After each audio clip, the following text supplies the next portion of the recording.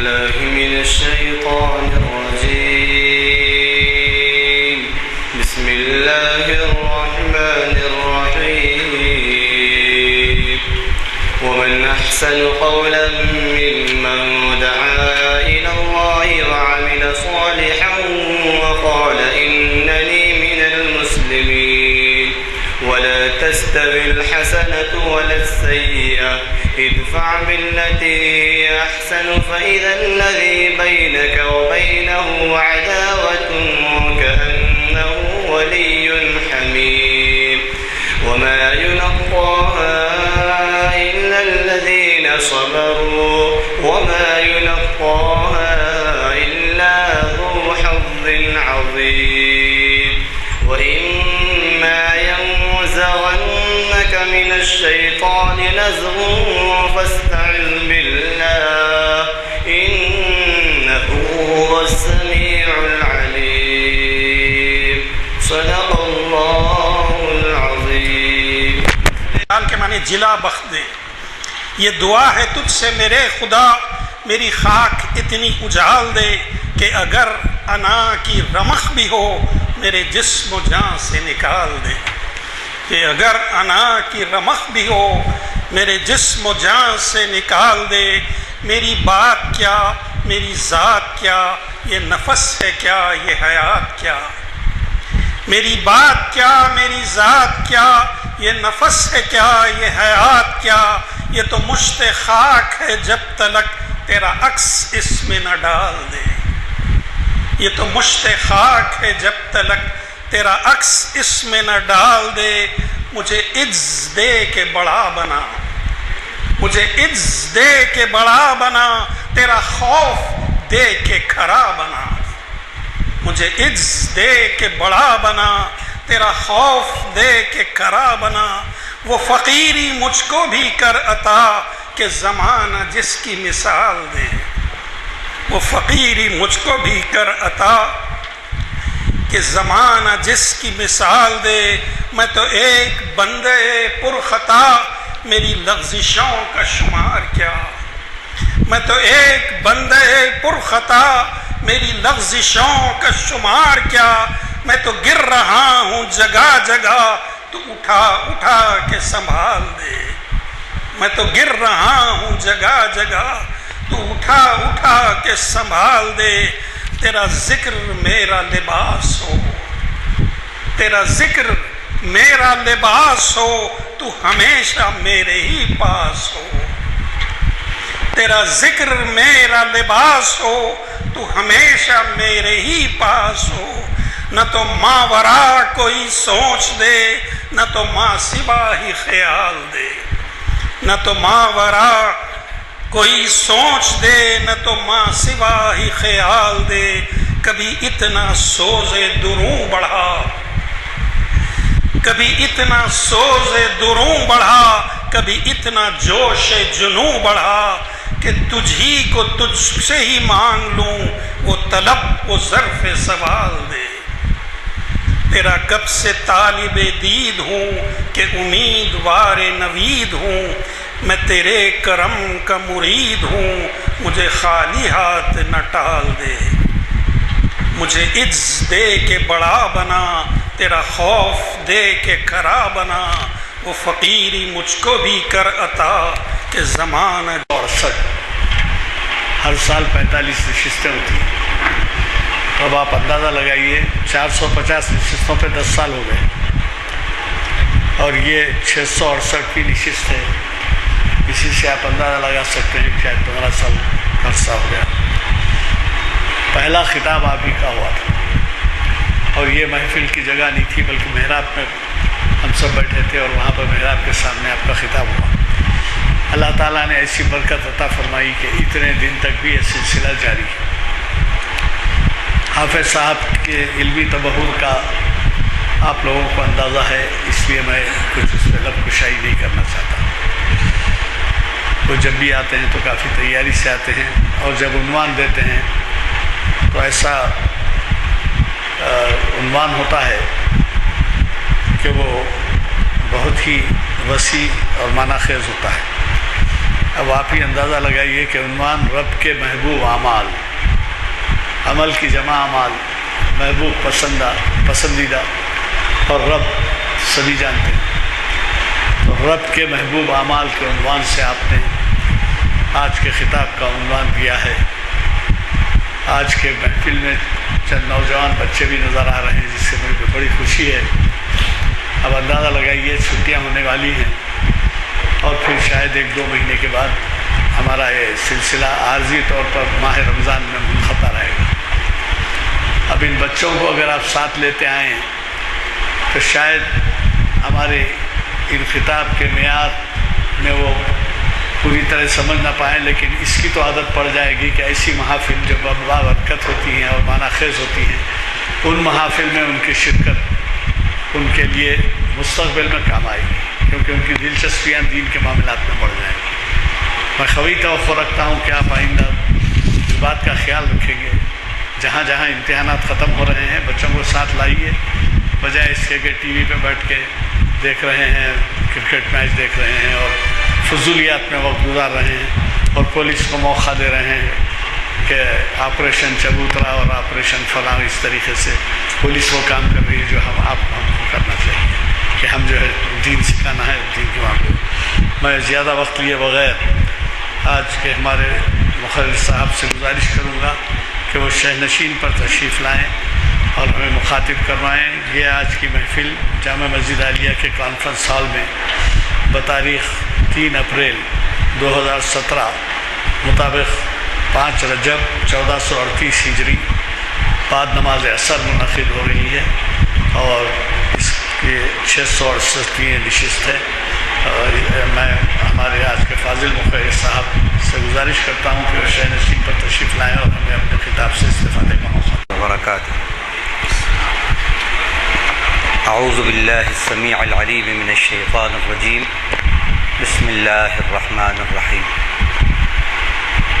الحمد للہ رب العالمین، الرحمن الرحیم، مالک یوم الدین، والصلاة والسلام علی سیدنا محمد وآلہ وصحبہ اجمعین ومن تبعہم بإحسان الی یوم الدین۔ قال اللہ جل وعلا فی کتابہ المجید والفرقان الحمید، وهذا كتاب أنزلناه مبارك فاتبعوه واتقوا لعلكم ترحمون۔ صدق اللہ العظیم۔ تمام تعریف اللہ ہی کو لائق اور زیبا ہے، جو تمام جہانوں کا پالنہار ہے، جو بہت ہی مہربان نہایت رحم فرمانے والا ہے، جو بدلے کے دن کا مالک ہے۔ ایسا رب العالمین رحمان رحیم مالک یوم الدین پروردگار کے درود اور سلام ہو اس کے آخری نبی اور رسول حضرت محمد مصطفیٰ صلی اللہ علیہ وسلم پر، آپ پر، آپ کی ازواج پر، آپ کی اولاد پر اور آپ کے اصحاب پر، اور آپ کے ان تمام امتیوں پر جنہوں نے آپ کے طریقے کو اپنایا اور جو قیامت تک آپ کے بتائے ہوئے راستوں پر چلتے رہیں گے۔ حمد و صلات کے بعد آج بتاریخ 3 اپریل 2017 مطابق 5 رجب 1438 ہجری بروز پیر بمقام مسجد عالیہ گن فاؤنڈری حیدرآباد دکن، اس وقت شریعت انفارمیشن سروس کی 668ویں نشست سے جس عنوان پر اللہ کی توفیق سے آپ کو مخاطب کرنے کی سعادت مل رہی ہے، تو عنوان ابھی آپ نے ہمارے محترم اور معزز سینئر ایڈوکیٹ جناب غلام یزدانی صاحب سے سنا اور اخباروں میں بھی پڑھا ہوگا۔ اللہ کے محبوب اعمال، رب کے محبوب اعمال، رب کے محبوب اعمال۔ معلومات کا جہاں تک تعلق ہے، الحمدللہ کہ رب کے کون سے اعمال محبوب ہیں اور رب کو کون سے اعمال محبوب ہیں، تو اس کی تو اس دور میں کمی نہیں ہے۔ یہ ٹیکنالوجی کا، سائنس کا، اور بلکہ یہ کہا جائے کہ سائنس اور ٹیکنالوجی کے پیک کا دور ہے، بلندیوں کا دور ہے۔ آپ کو جس چیز کی معلومات حاصل کرنا ہے، آپ مسٹر گوگل کا استعمال کیجئے، مولوی گوگل کا استعمال کیجئے اور بٹن پریس کریے اور معلوم ہوا ساری معلومات سامنے آ گئی۔ تو معلومات سے تو بھری ہوئی ہے دنیا۔ معلومات کے اضافے اور کثرت سے زندگیوں میں انقلاب نہیں آتا، بلکہ معمولات کی کثرت اور اس کے اضافے سے انقلاب آتا ہے۔ ضرورت اس بات کی ہے کہ ہماری معلومات درست ہو، صحیح ہو، اور پھر وہ معلومات معمولات میں تبدیل ہو جائے، تو پھر زندگیوں میں انقلاب آتا ہے۔ جو چیز محبوب ہوتی ہے وہ اگر کسی چیز سے منسوب ہو جائے تو وہ بھی چیز اس کے ساتھ محبوب ہو جاتی ہے۔ اللہ کو جو اعمال پسند ہیں، یقیناً ان اعمال کو کرنے والا بندہ جب وہ اعمال کرتا ہے تو وہ بندہ بھی اللہ کو محبوب ہو جاتا ہے۔ جیسے عطر بہت پسندیدہ چیز ہے، جب وہ کسی سے نسبت کر لیتا ہے اور اس کی نسبت کسی سے ہو جاتی ہے، کسی لباس سے ہو یا کسی شخص سے ہو، وہ چیز جو اس کی طرف منسوب ہوئی وہ بھی محبوب ہو جاتی ہے۔ حضرت سعدی ایک مرتبہ باغ میں پہنچے اور انہوں نے گلاب کا پودا جہاں کھل رہا تھا، جہاں پر تھا، گلاب کے پودے کی مٹی کو جو اس کے نیچے تھی اس کو لیا اور سونگا تو اس میں بھی خوشبو تھی، وہ خوشبودار تھی۔ شیخ سعدی نے اس سے پوچھا، تو مٹی ہے، تیرے اندر یہ خوشبو کہاں سے آ گئی؟ تو اس نے کہا، وہ بتاتے ہیں ایک تمثیلی انداز میں، سمبولک لینگویج میں، سمجھانے کے انداز میں، تو اس نے کہا میں ہوں تو مٹی، لیکن میں نے پڑوس گلاب کا اختیار کر لیا ہے۔ میں ہوں تو مٹی لیکن صحبت میں نے گلاب کی اختیار کر لی ہے، اس لیے اب میں مٹی نہ رہی، گلاب ہو گئی۔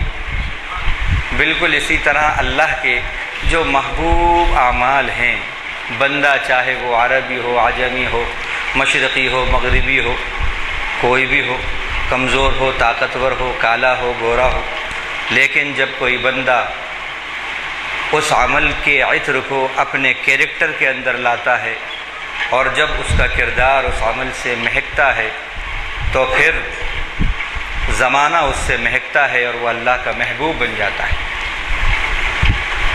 آج جو حالات پورے عالم اسلام کے ہیں وہ سب ہمارے سامنے ہیں۔ میں چند باتیں کہہ کر اپنی بات کو شروع کروں گا بطور تمہید کے، چونکہ آج کا یہ لیکچر جو ہے یہ نشستن، گفتن اور برخاستن ہی کا نہیں ہے، بلکہ یہاں سے ایک انسپریشن ہمیں ملنا چاہیے اور ایک جذبہ اللہ کے محبوب اعمال کے کرنے کا ہمیں ملنا چاہیے اور ہماری زندگیوں میں تبدیلی آنا چاہیے۔ اس وقت کے جو حالات ہیں مسلمانوں کے، عام طور پر پوری دنیا عالم اسلام میں اور خاص طور پر اس ہمارے ملک میں، یقیناً وہ بڑے تشویشناک ہیں۔ میں سیاسی تبصرے سے گریز کرتے ہوئے صرف اتنا کہنا چاہوں گا کہ اس وقت کے جو حالات ہیں مسلمانوں کے، جن حالات سے وہ یہاں گزر رہے ہیں، اگر ان حالات کا موازنہ، تقابل، کمپیریزن دور مکی کے مسلمانوں سے کیا جائے تقریباً بڑا ملتا جلتا ہے۔ وہاں بھی باطل میجورٹی میں، یہاں بھی باطل میجورٹی میں، حق وہاں بھی مائنرٹی میں، یہاں بھی مائنرٹی میں، وہاں بھی اہل حق کا بائیکاٹ، یہاں بھی ایک طرح سے بائیکاٹ۔ ہمارے سامنے ابھی تازہ مثال یو پی کی موجود ہے، وہاں بھی تکلیفیں، یہاں بھی تکلیفیں، اور یہ ساری ایذائیں اور مصیبتیں اور مشکلات اور پریشانیاں جو اہل باطل مسلمانوں کو پہنچا رہے تھے، سبب کیا تھا؟ کس وجہ سے وہ مصیبتیں اور تکلیفیں ان کو پہنچا رہے تھے؟ صرف ایک ہی سبب سے، ایک ہی نسبت پر کہ وہ مسلمان تھے، اسلام کی نسبت پر ان کو تکلیفیں اور مصیبتیں پہنچا رہے تھے۔ یہاں بھی جو تکلیفیں اور مصیبتیں پہنچ رہی ہیں وہ صرف اسی نسبت پر پہنچ رہی ہیں، یہ تو ہم سب جانتے ہیں۔ لیکن اب یہاں جس چیز پر میں توجہ دلانا چاہتا ہوں اور وہ سوال کا جواب آپ سے پوچھنا چاہتا ہوں وہ یہ کہ ان لوگوں کو اللہ کے نافرمان جب مصیبتیں دے رہے تھے اور تکلیفیں دے رہے تھے تو کیا سمجھ کر؟ مسلمان سمجھ کر دے رہے تھے، اور ان کی ایذائیں اور تکلیفیں دینا مسلمانوں کے حق میں چند دن کے بعد مسلمانوں کے لیے نصرت اور غلبہ لے کر آئی۔ اللہ نے اہل حق کو فتح و نصرت سے ہمکنار کیا، مغلوبیت کو غلبے میں تبدیل کیا، جو ان کی بظاہر پستی تھی اس کو رفعت اور بلندی میں تبدیل کیا۔ یہاں پر کیا وجہ ہے کہ باطل اسی نسبت پر ہم کو بھی تکلیف دے رہا ہے، اور تکلیف دیتے ہوئے ایک زمانہ گزر چکا ہے، اور جرأتیں باطل کی بہت بڑھ گئی ہیں، بہت بڑھ گئی ہیں۔ لیکن ہماری اتنی ایذائیں سہنے کے باوجود، اتنی مشکلات اور تکلیفیں سہنے کے باوجود نصرت اور فتح کیوں نہیں ہم تک پہنچ رہی؟ اللہ کی نصرت اور فتح کیوں نہیں پہنچ رہی؟ ان کی ایذاؤں پر، ان کی تکلیفوں پر اللہ کی ان کے لیے نصرت آئی، فتح آئی، لیکن کیا وجہ ہے کہ 13 سال نہیں، یہاں تو کئی سالیں بیت چکی ہیں، تکلیفیں بڑھتی جا رہی ہیں، حالات تنگ ہوتے جا رہے ہیں۔ اس کا سبب کیا ہے؟ اس کی وجہ کیا ہے؟ میں نے جہاں تک اپنے ناقص مطالعے میں جو بات سمجھی وہ صرف یہ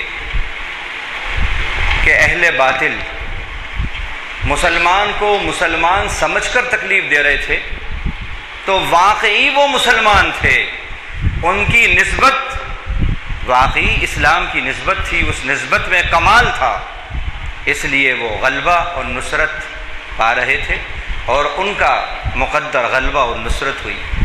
ہمیں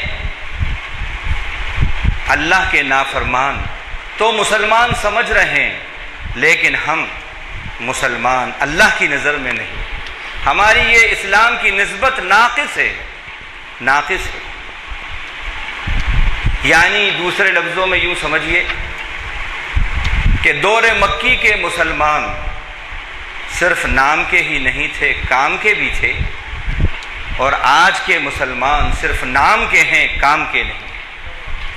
اور جب مسلمان صرف نام کا ہو، کام کا نہیں ہو، تو پھر وہی ہوتا ہے جو ہو رہا ہے، اور جب مسلمان کام کا ہوتا ہے تو وہ اقلیت میں ہونے کے باوجود وقت کے سپر پاور کو اپنے قدموں میں ڈال لیتا ہے۔ تو یہ نسبت، یہ اسلام کی نسبت، یہ ایمان کی نسبت، اس نسبت کو باطل جو سمجھ رہا ہے اس کو تقویت دیجیے، اس نسبت کو قوی بنائیے، یہ جو تھیوریکل اسلام ہے، ٹریڈیشنل اسلام ہے، اس کو پریکٹیکل اسلام میں تبدیل کیجیے۔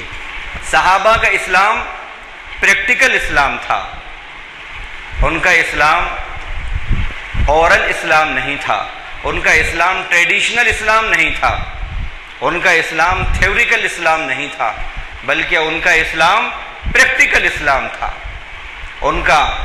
ان کی صبح مسلمان، ان کی شام مسلمان، ان کی تجارت مسلمان، ان کی معاشرت رہن سہن مسلمان، ان کے زندگی کا ایک ایک پل سے اسلام جھلکتا تھا، اور ہمارا اسلام اوکیجنلی، ٹریڈیشنلی اور پارٹلی جھلکتا ہے۔ رمضان آتے ہیں تو جھلکتا ہے، جمعہ آتا ہے تو جھلکتا ہے، عیدین آتے ہیں تو جھلکتا ہے، یا اب رجب کی رات آ رہی ہے تو کچھ جھلکے گا، کچھ محفلوں میں رونق آئے گی، یا شب براءت میں چمکتا ہے، اور اس کے بعد پھر سونا سونا اور ویران ہو جاتا ہے۔ کیا اس وقت کے دور مکی کے مسلمان ایسے ہی تھے؟ نہیں تھے۔ اسی لیے اللہ نے ان کی تکلیفوں کو نصرت اور فتح مندی میں تبدیل کیا۔ وہ جاگنے والے تھے، ہم سونے والے ہیں۔ وہ عمل والے تھے، ہم بے عمل ہیں۔ وہ کام کے مسلمان تھے، ہم نام کے مسلمان ہیں۔ وہ آپس میں محبت اور اخلاق والے مسلمان تھے، ہم آپس میں نفرت اور عداوتوں والے مسلمان ہیں۔ وہ معاف کرنے والے مسلمان تھے، ہم انتقام اور بدلہ لینے والے مسلمان ہیں۔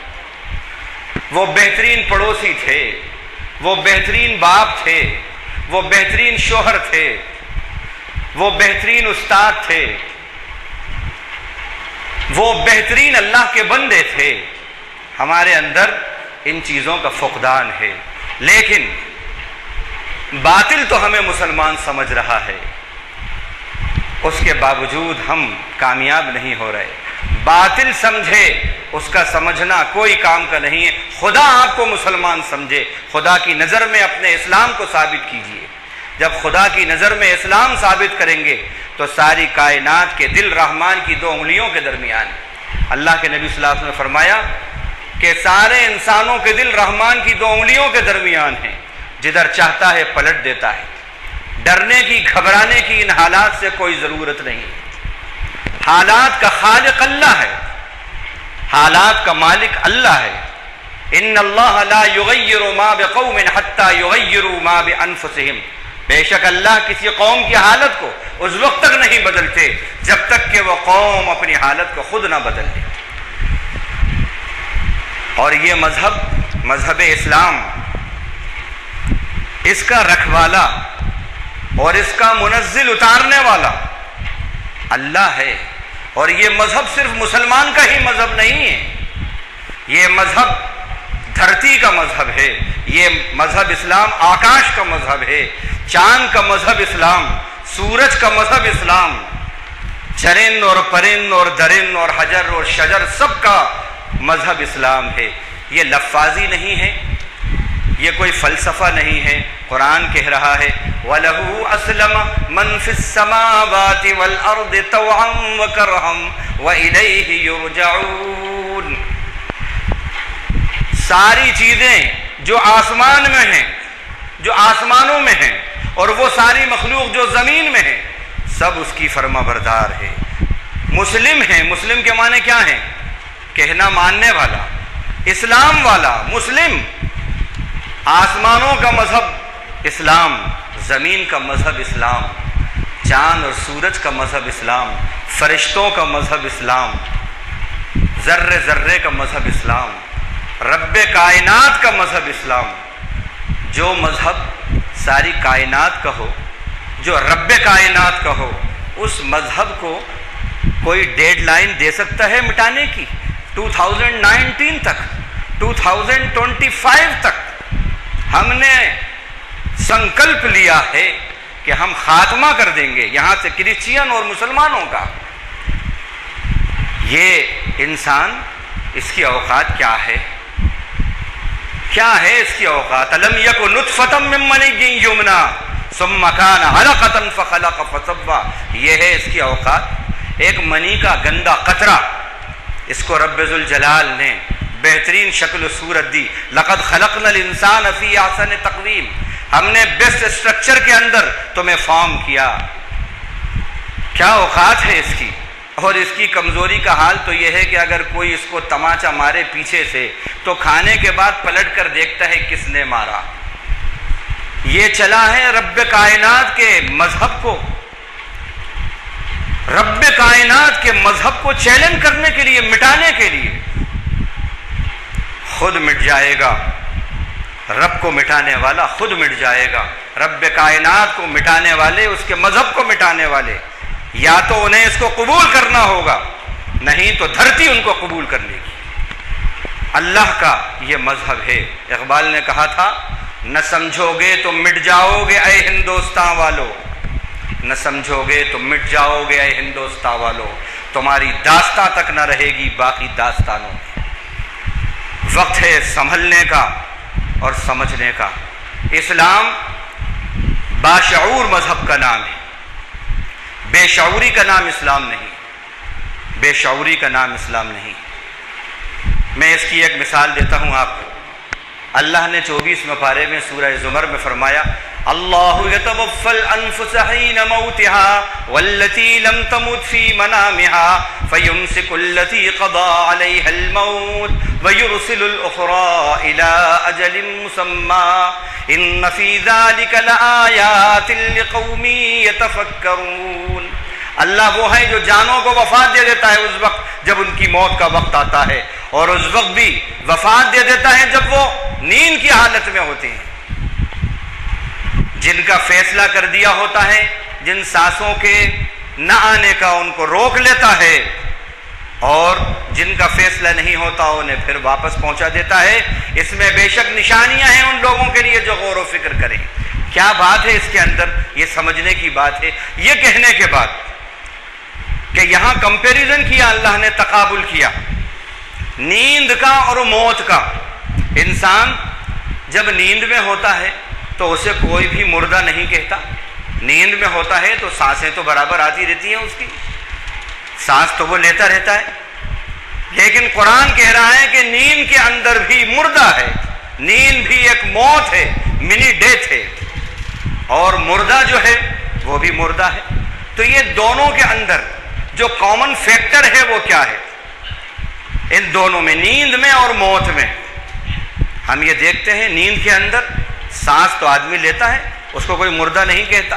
لیکن قرآن کہہ رہا ہے مردہ اور نیند کے آغوش میں جو ہے وہ دونوں بظاہر مردہ ہیں. تو آخر کیا بات ہے؟ یہی کہہ رہے ہیں اللہ، غور و فکر کرنے کی بات. غور و فکر کرو کہ وہ کون سا کامن فیکٹر ہے جو ایک سونے والے اور غافل اور ایک مردے کے اندر کامن ہوتا ہے. وہ ہے غفلت، وہ ہے غفلت. مردے کے سامنے آپ تعریف کرو اس کی، اسے گالیاں دو، کچھ بھی اس کے اوپر اثر نہیں ہوتا. سونے والے کے سامنے بھی یہی عمل کرو، اس پہ بھی کوئی اثر نہیں ہوگا. یعنی دونوں غفلت میں برابر ہیں. تو مطلب یہ ہے کہ ہمیں غور و فکر یہ کرنا ہے کہ اسلام یہ کہتا ہے کہ اسلام وہ مذہب قرآن یہ کہتا ہے کہ غور و فکر کو اس نے زندگی کہا، بیداری کو زندگی کہا، اور غفلت کو موت کہا. یہ اس دور کے مسلمان، دور مکی کے، غافل نہیں تھے، بیدار تھے، بیدار تھے. اور جو بیدار ہوتا ہے، جاگا ہوا ہوتا ہے، وہی انقلاب لاتا ہے. اگر آپ سو رہے ہیں تو ایک مچھر کو بھی نہیں بھگا سکتے. ہاں مچھر کاٹ لے گا تو کھجا ضرور سکتے ہیں، لیکن مچھر بھگا نہیں سکتے. اور اگر جاگ رہے ہیں آپ تو آپ شیر کا شکار کر سکتے ہیں، جاگتے پنے میں شیر کا شکار کر سکتے ہیں. اور سو رہے ہیں تو مچھر کو بھی نہیں بھگا سکتے. دور مکی کے مسلمان بیدار تھے، بیدار تھے. اور سب سے بڑا دشمن کون؟ مسلمان کا. نہ مشرق نہ مغرب نہ شمال نہ جنوب، نہ ہرا رنگ نہ لال رنگ نہ پیلا رنگ نہ سفید رنگ. بلکہ جس کو اللہ نے سب سے بڑا دشمن کہا، ان الشیطان للانسان عدو مبین، بے شک شیطان انسان کا سب سے بڑا دشمن ہے۔ ان الشیطان لکم عدو فاتخذوہ عدوا، بے شک شیطان تمہارا دشمن ہے، تم کیوں پیچھے ہٹتے ہو، تم بھی اس کے دشمن ہو جاؤ۔ تو چونکہ وہ بیدار تھے، جاگے ہوئے تھے، اس لیے زمانے کو جگا رہے تھے، اس لیے وہ مؤثر تھے، زمانے پہ اثر ڈال رہے تھے۔ جو جاگتا ہے وہ مؤثر ہوتا ہے، زمانے پہ اثر ڈالنے والا ہوتا ہے۔ جو سوتا ہے وہ متاثر ہوتا ہے، زمانے کا اثر قبول کرنے والا ہوتا ہے۔ ہم آج مؤثر کیوں نہیں ہیں، متاثر ہیں کیوں؟ اس لیے کہ ہم سو رہے ہیں۔ اور مثال اگر آپ کہیں تو میں ابھی دلیل کے طور پر دیتا ہوں، اور یہ 100% صحیح مثال ہے۔ ان میں سے یقیناً بہت سے ہمارے بھائی ہیں کہ جن کی عمریں 70 80 60 50 40 یہ عمریں ہیں، لیکن ان میں کتنے ہمارے بھائی ایسے ہیں کہ اگر میں ان سے پوچھوں کہ التحیات کے کیا معنی ہیں، بتاؤ اللہم انا نستعینک پڑھتے ہو، بتاؤ کیا معنی ہے، سبحانک اللہم کیا معنی ہیں، بتاؤ۔ 70 سالیں ہو گئی ہیں نماز پڑھتے ہوئے، 60 سال 50 سال 40 سال، ایک جملے کا لفظ، ایک لفظ کے معنی نہیں بتا سکتے۔ یہ اسلام، یہ بے شعوری ہماری۔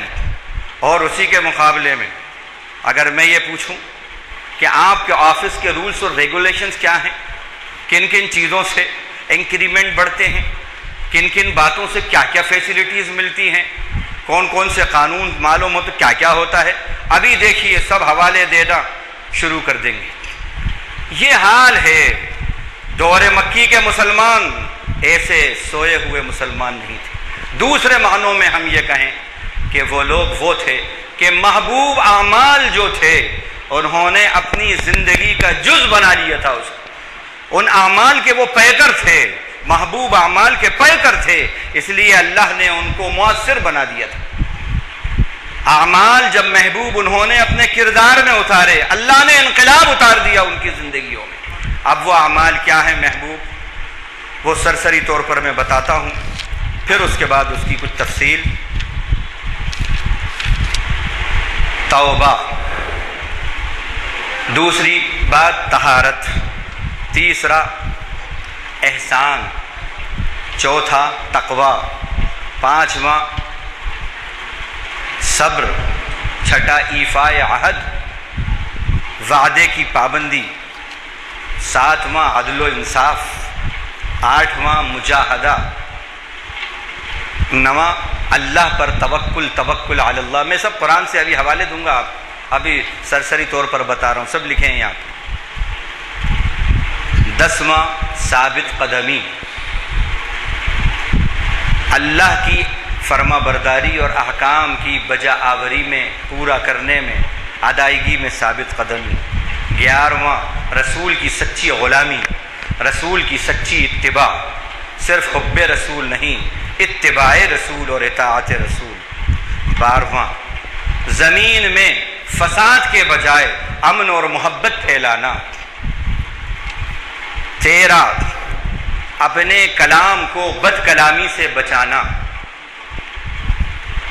14واں ظلم و ستم سے دور رہنا، زندگی میں ظلم و ستم سے دور رہنا۔ 15واں شرک سے بچنا۔ 16واں غرور، تکبر، گھمنڈ، شیخی خوری، ان باتوں سے بچنا۔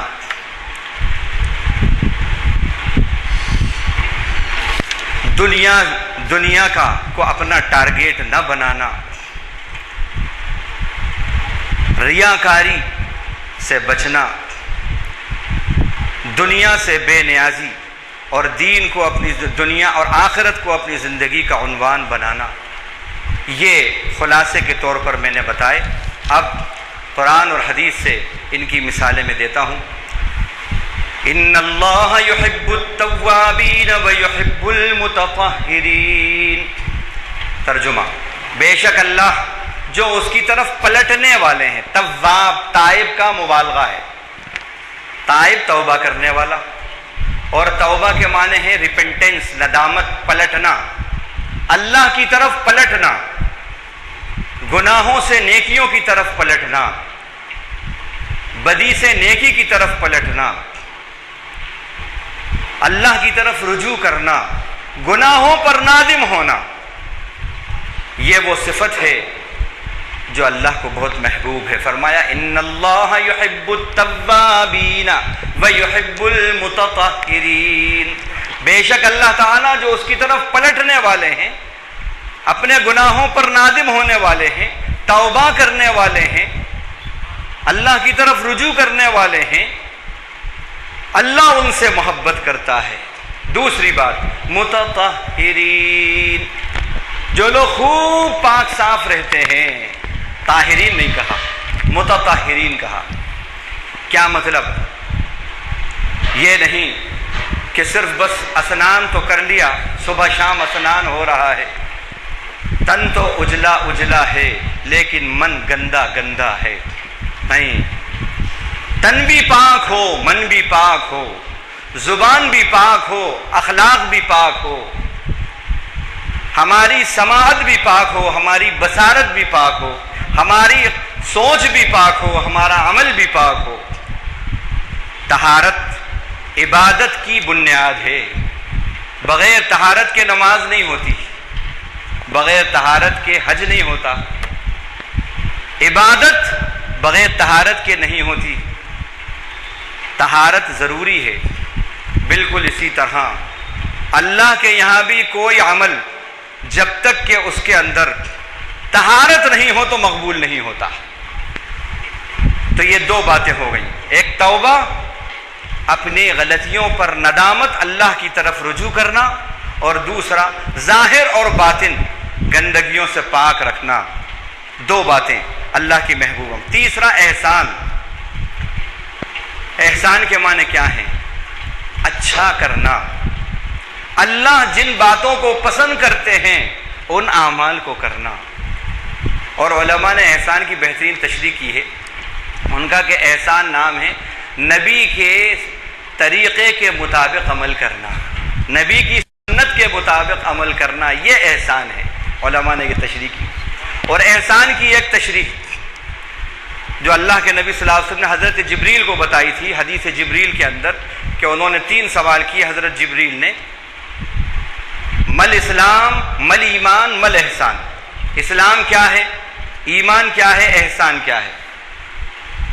تو اللہ کے نبی صلی اللہ علیہ وسلم نے احسان کی جو تعریف کی وہ بتاتا ہوں آپ کو، ہمارے سبجیکٹ سے ریلیٹڈ بات ہے یہ، اس لیے بتا رہا ہوں۔ آپ نے فرمایا ان تعبد اللہ کأنک تراہ فإن لم تکن تراہ فإنہ یراک۔ احسان یہ ہے کہ تو اللہ کی جب عبادت کر تو یہ سمجھ کہ تو اللہ کو دیکھ رہا ہے، یہ نہیں سمجھ سکتا تو یہ سمجھ کہ اللہ تجھے دیکھ رہے ہیں۔ کیا مطلب ہوا؟ مطلب یہ ہے استحضار خدا بندی، ہر وقت آپ یہ سمجھیں چشم نگراں مجھے دیکھ رہی ہے، وَهُوَ مَعَكُمْ أَيْنَمَا كُنْتُمْ وَاللَّهُ بِمَا تَعْمَلُونَ بَصِيرٌ۔ تم کہیں بھی ہو وہ خدا وہ تمہارے ساتھ ہے، تم جو کچھ عمل کر رہے ہو وہ دیکھ رہا ہے۔ وَاللَّهُ يَعْلَمُ مَا فِي قُلُوبِكُمْ، تمہارے دلوں میں جو ہے وہ بھی جانتا ہے۔ مَا يَكُونُ مِن نَجْوَىٰ ثَلَاثَةٍ إِلَّا هُوَ رَابِعُهُمْ وَلَا خَمْسَةٍ إِلَّا هُوَ سَادِسُهُمْ وَلَا أَدْنَىٰ مِن ذَلِكَ وَلَا أَكْثَرَ إِلَّا هُوَ مَعَهُمْ أَيْنَمَا كَانُوا۔ 3 آدمی آہستہ آہستہ وسپرنگ، چیٹنگ، یہ سب آج کی اصطلاحات ہیں، نجوا میں یہ سب آتا ہے، نہیں کرتے، مگر چوتھا وہاں خدا ہوتا ہے۔ 4 نہیں ہوتے، 5واں خدا ہوتا ہے۔ 5 نہیں کرتے، آہستہ آہستہ خسر خسر، مگر وہاں چھٹا خدا ہوتا ہے۔ اس سے کم اس سے زیادہ تعداد نہیں ہوتی، مگر وہاں خدا ہوتا ہے، اور خدا ان کے ساتھ ہوتا ہے جہاں بھی وہ ہوتے ہیں۔ یہ ہے وَرَبُّكَ يَعْلَمُ مَا تُكِنُّ صُدُورُهُمْ وَمَا يُعْلِنُونَ۔ آپ کا رب جانتا ہے جو کچھ ان کو سینے چھپاتے ہیں اور جو کچھ وہ کھل کر کر رہے ہیں۔ یہ ہے خدا، یہ احسان ہے، ہر وقت اللہ ہمیں دیکھ رہا ہے، ہم خدا کے سامنے ہیں۔ مَا يَلْفِظُ مِن قَوْلٍ إِلَّا لَدَيْهِ رَقِيبٌ عَتِيدٌ، کوئی لفظ نہیں نکالتا نکالنے والا، ایک ریکارڈ کرنے والا فرشتہ وہاں پر ریکارڈ کرتا ہے، موجود ہوتا ہے۔ اب میں یہاں ایک بات بتاؤں، اس سے پہلے بھی بتائی تھی، شاید آپ کو یاد ہو، کہ دیکھیے آپ اگر کسی سے پوچھیں خدا کے وجود کی بات تو میں سمجھتا ہوں 99% تو کوئی انکار نہیں کرے گا، سب قائل ہیں مختلف طریقوں سے، کوئی کسی فارم میں، کوئی کسی فارم میں، کوئی کسی فارم میں۔ خدا کے احساس وجود کے سب قائم، فیلنگ آف ایگزسٹنس سب کے اندر ہے، لیکن احساس وجود انقلاب کے لیے کافی نہیں، خدا کا احساس موجودگی انقلاب کے لیے کافی ہے۔ فیلنگ آف ایگزسٹنس نہیں، فیلنگ آف پریزنس، خدا کا فیلنگ آف پریزنس ہو۔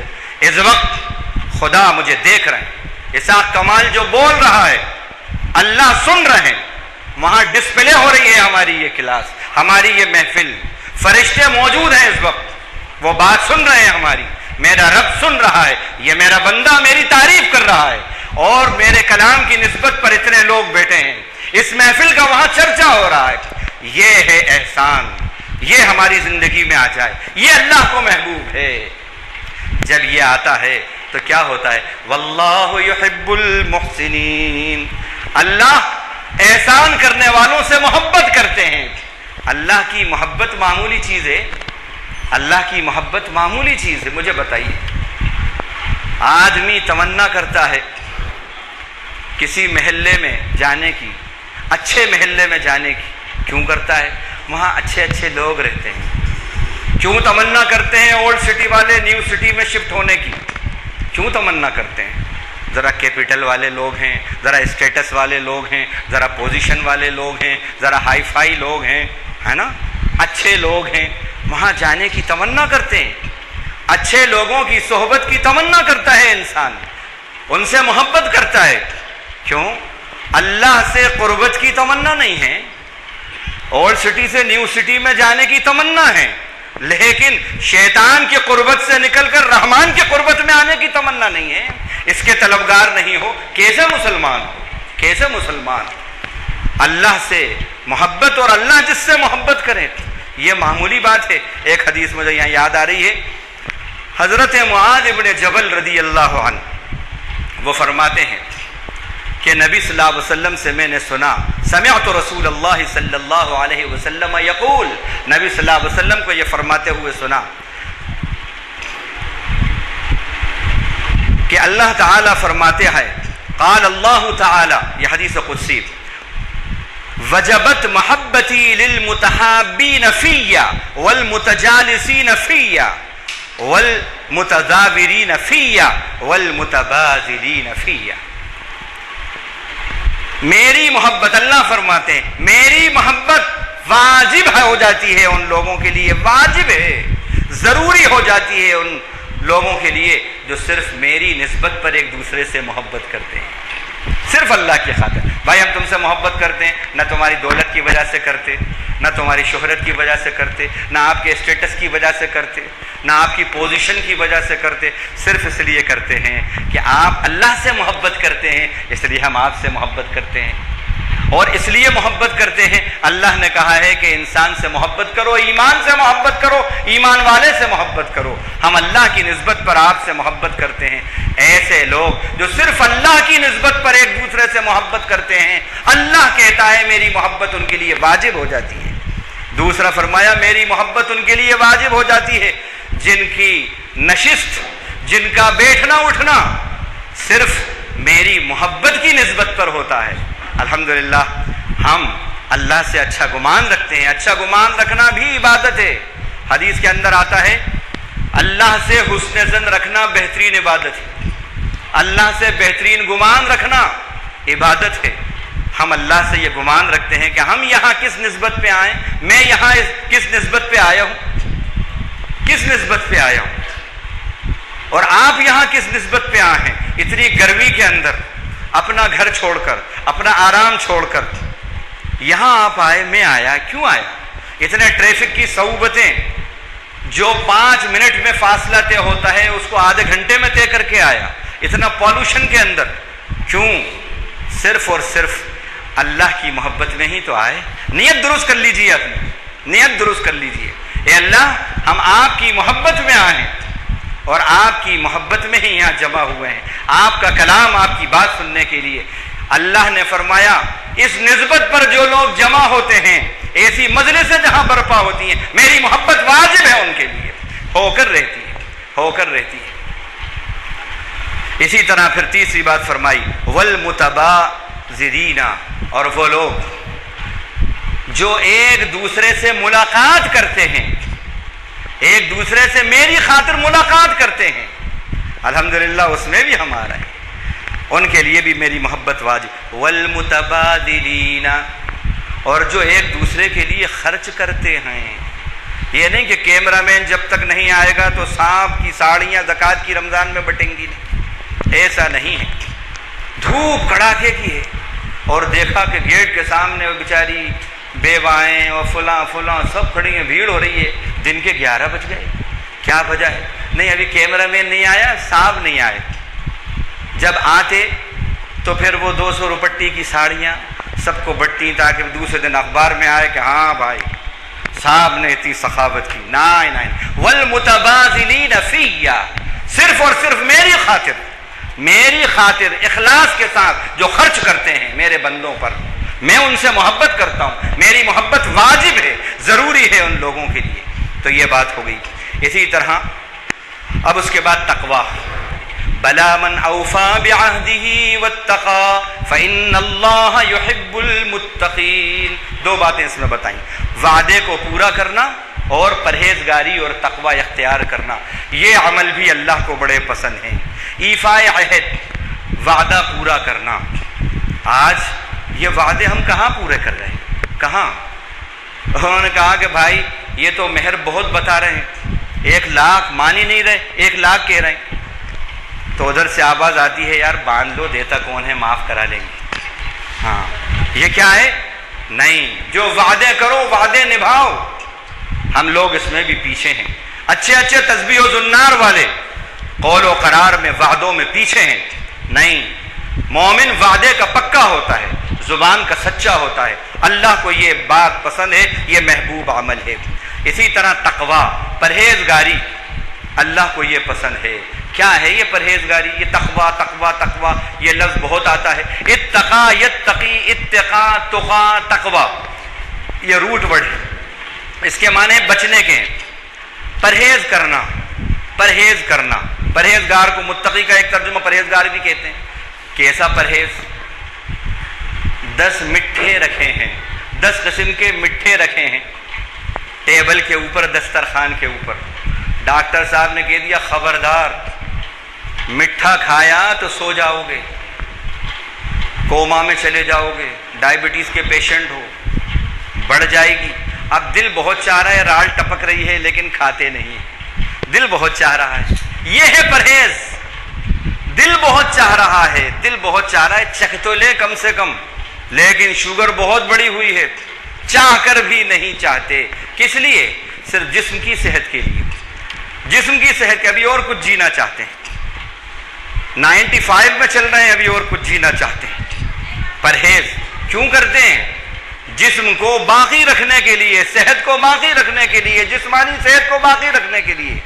یہ ہے پرہیز. جس طرح اپنے جسم کو صحت دینے کے لیے نہ چاہ کر بھی چاہتا ہے اور چاہ کر بھی نہیں چاہتا، اپنے نفس کو مارتا ہے، بالکل اسی طرح رب ذوالجلال کی چاہت ہو اور تیری اس میں چاہت نہ ہو، اپنی چاہت کو رب کی چاہت پہ قربان کر دے اور اس کو ہاتھ نہیں لگا. یہ ہے روح کا پرہیز. جب یہ پرہیزگاری روح کے لیے، ایمان کے لیے، اللہ کے لیے جب یہ پرہیزگاری آتی ہے تو یقیناً پھر روحانیت میں ترقی آتی ہے. آدمی جب پرہیز کرتا ہے، دوا لیتا ہے تو یقیناً وہ صحت یاب ہوتا ہے. دوا بھی لے رہے ہیں، بد پرہیزی بھی کر رہے ہیں. دوا پابندی سے لے رہے ہیں اور بد پرہیزی بھی خوب پابندی سے کر رہے ہیں.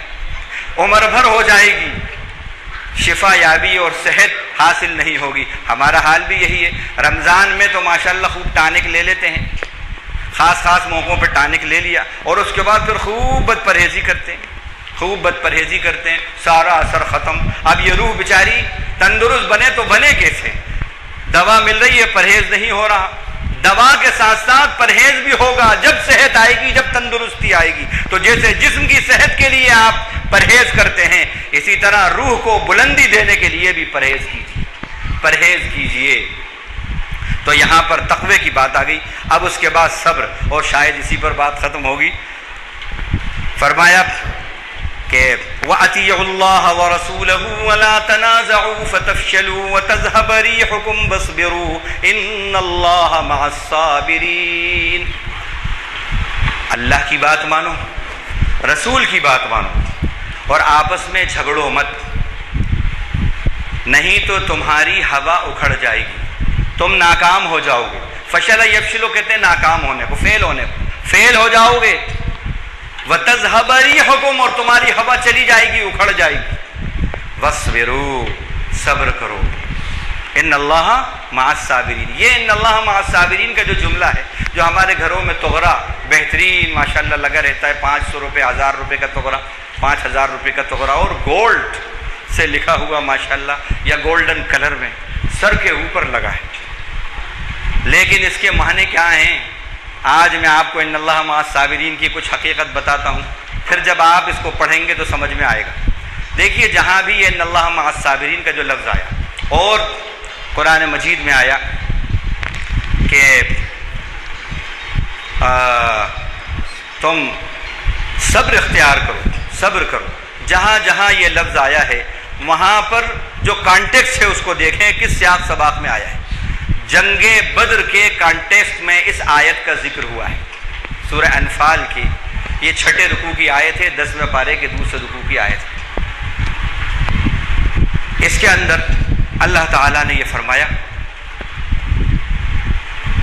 کہ اللہ کی اطاعت کرو، رسول کی اطاعت کرو، بات مانو، آپس میں جھگڑو مت، اور صبر کرو، اللہ صبر کرنے والوں کے ساتھ ہے. یہ کیا مطلب ہے؟ صبر کرو یعنی ثابت قدم رہو.